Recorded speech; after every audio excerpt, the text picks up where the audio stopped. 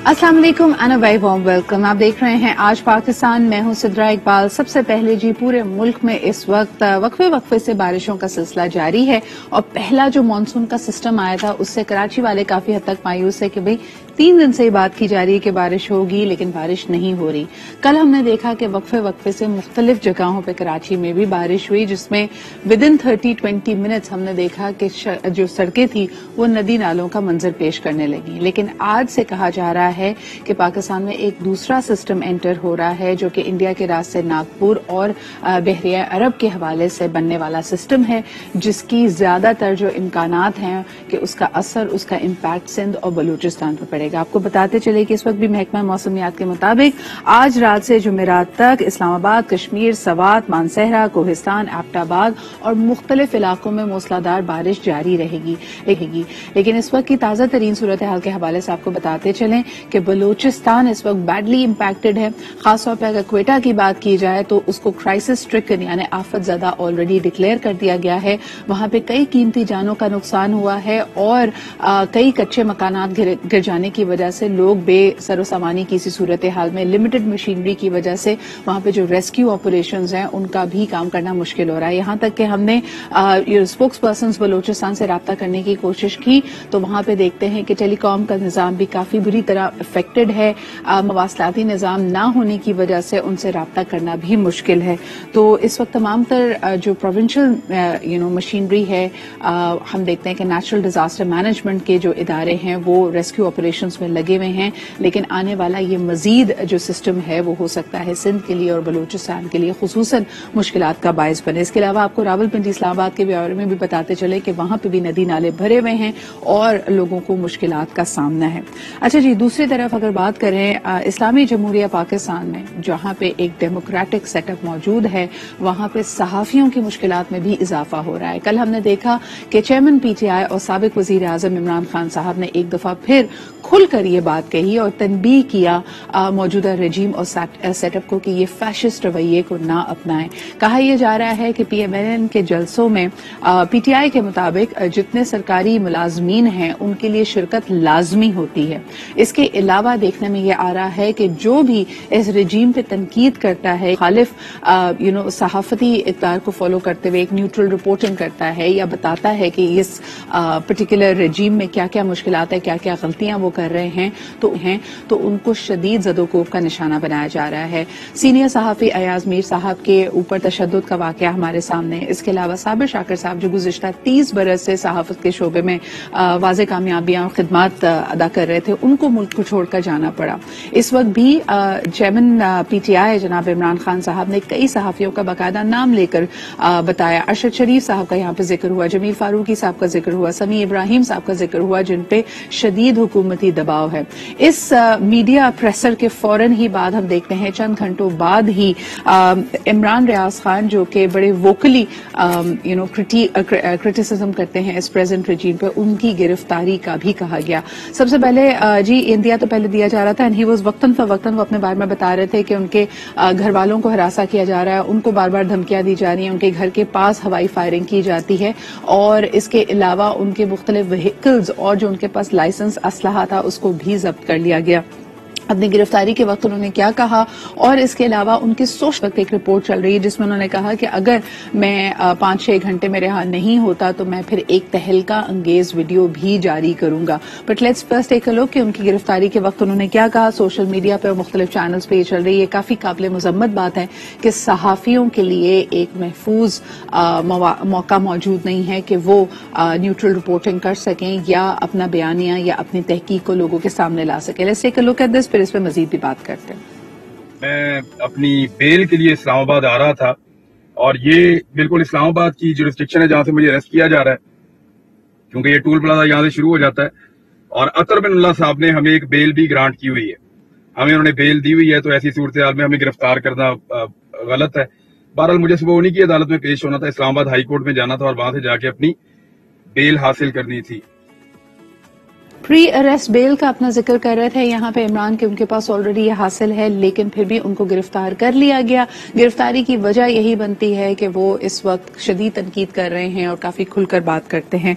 हमारे साथ इस वक्त मौजूद है अब्दुल्ला हमीद गुल साहब। उनसे पूछेंगे कि ये जो बार बार इल्जामात लग रहे हैं, और खास तौर पर कल भी हमने देखा कि इमरान खान साहब ने जो बड़ी खुलकर बात की है, बड़ी वाज़ेह तनबीह की है और यहाँ तक कहा है कि भाई अगर मुल्क में मार्शल लॉ लग गया है तो हमें बता दिया जाए। इस पे उनका क्या रद्द अमल होगा इस पर्टिकुलर स्टेटमेंट पे? अस्सलाम वालेकुम अब्दुल्ला साहब। वालेकुम अस्सलाम सर, बहुत बहुत शुक्रिया हमें ज्वाइन करने के लिए। किस तरह देखते हैं कल आप इमरान खान साहब के प्रेसर को, जिसमें उन्होंने वाज़ेह कहा कि हमें दीवार से ना लगाया जाए, और फिर सहाफियों पे भी होने वाले ज़दोकोब के ऊपर उन्होंने निशानदेही की? आपका क्या रद्द अमल है?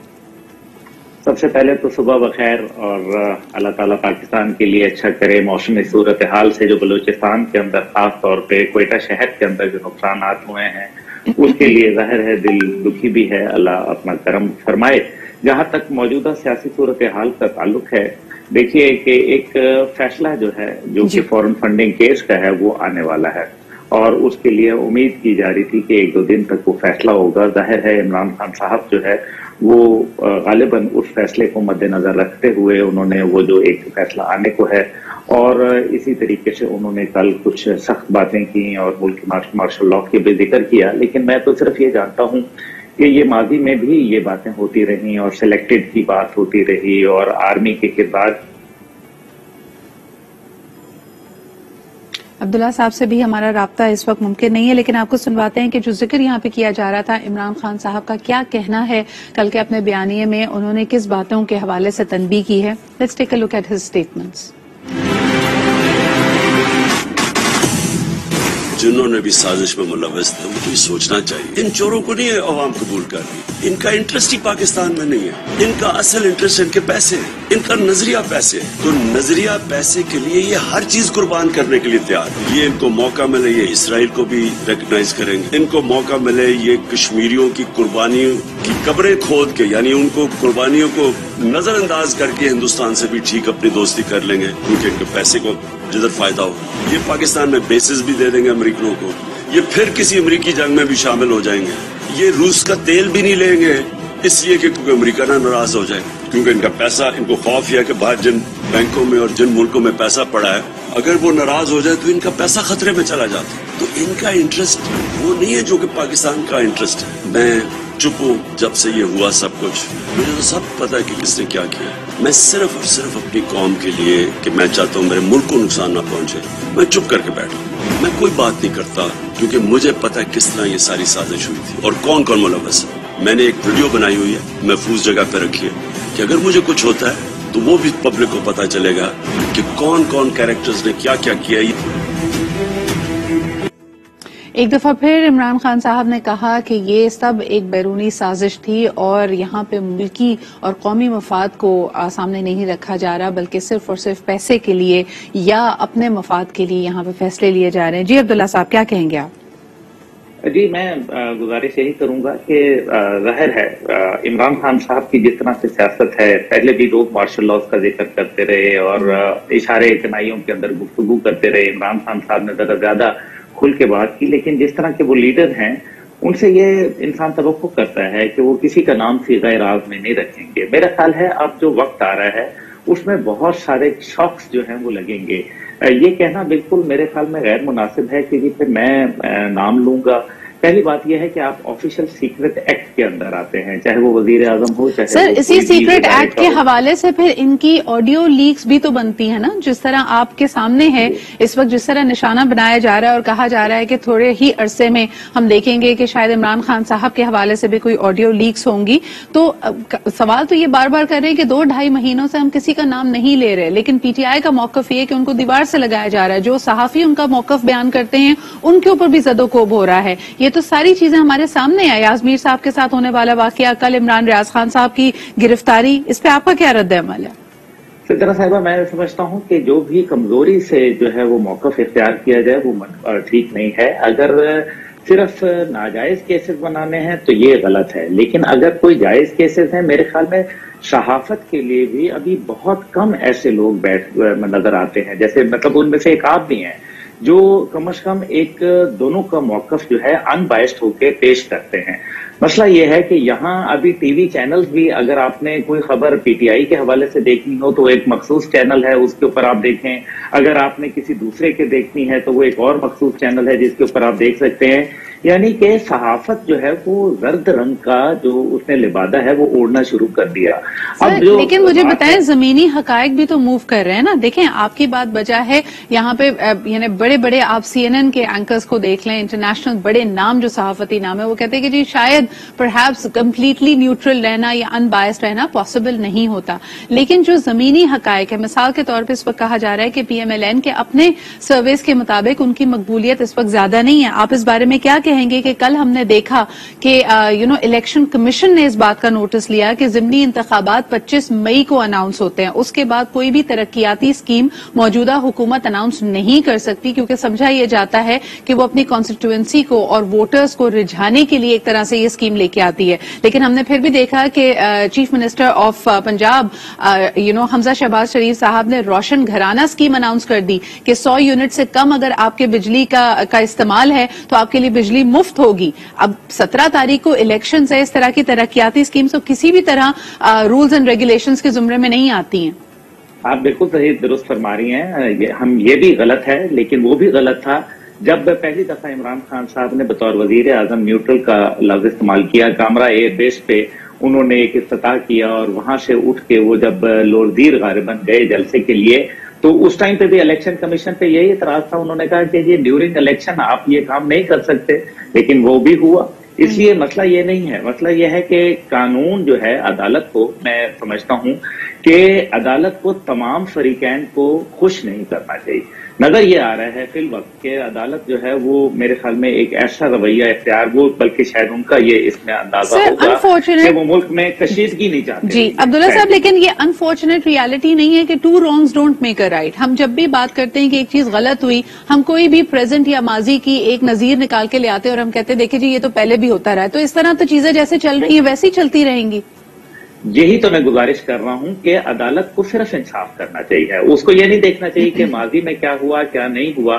जो इंसाफ के तकाजे हैं और जहां से आंख खुले वहां से सवेरा समझें। लेकिन जो बात यह है कि अगर ये तमाम पार्टियां मिलके कोएलिशन के अंदर हुकूमत नहीं चला सकती, और अगर फर्ज करें कि कल को इसमें इमरान खान साहब भी शामिल कर लिए जाएं, तो क्या मुल्क चल पड़ेगा?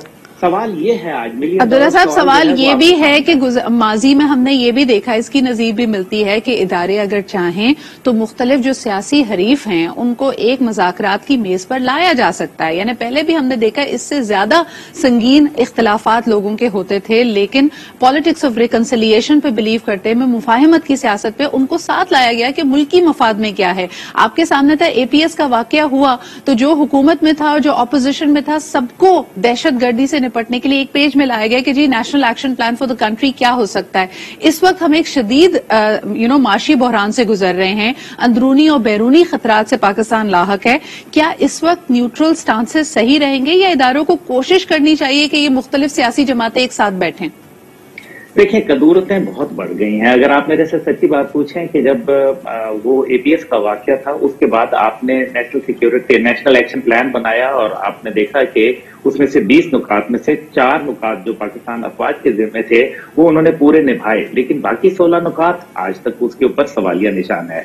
दूसरी तरफ जो है वो आपके बहुत अहम नुक्ता है जो आपने अभी बयान किया, वो ये है कि जब इमरान खान साहब की हुकूमत आती है, कश्मीर का एक बहुत बड़ा इशू आता है और ये कौमी मेरे ख्याल में इशू था, लेकिन उसमें भी अपोजिशन और हुकूमत को इकट्ठे नहीं बिठाया जा सकता। इदारे गालिबन उसमें वो नाकाम रहे, मैं बिल्कुल वाज़ेह कहूंगा। दूसरी जो सिचुएशन थी वो थी अफगानिस्तान की। अफगानिस्तान एक बहुत बड़ा पूरी दुनिया का जो है महवर बना हुआ था, लेकिन उस टाइम पे भी आप अपोजिशन और हुकूमत को इकट्ठा नहीं बिठा पाए। इसकी वजूहात अना परस्ती है, दोनों तरफ जो है अनाएं बहुत ज्यादा चली गई हैं और ये अना पूरे मुल्क। लेकिन पहले हमेशा समझा जाता था कि इदारों का एक वसूख है और उनकी कदर करते हुए शायद उनके पास ये एबिलिटी होती थी कि इनको मुज़ाकरात की मेज पर लाएं। ये एक सियासी रोल नहीं होगा, ये एक कौमी फरीजा होगा, एक कौमी रोल होगा, क्योंकि मुख्तलिफ धाराओं में बहते हुए इस वक्त सियासी इख्तिलाफात जब तक यकजा नहीं होते मुल्की मफाद के बारे में नहीं सोचा जा सकता। ये सिर्फ 2 साल 3 साल या 5 साल के टर्म की बात नहीं है, ये पाकिस्तान के medium term and long term बका का जिक्र है यहाँ पे। बहुत बहुत शुक्रिया अब्दुल्ला साहब हमारे साथ मौजूद होने के लिए। एक छोटा सा ब्रेक लेते हैं and we are going to be back with more stories.